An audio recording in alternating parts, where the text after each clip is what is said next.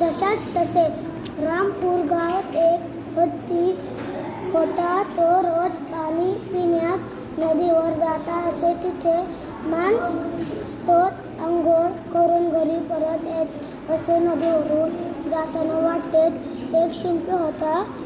तो शिंपी हत्तीला रोज काहीतरी खावयास देत असे.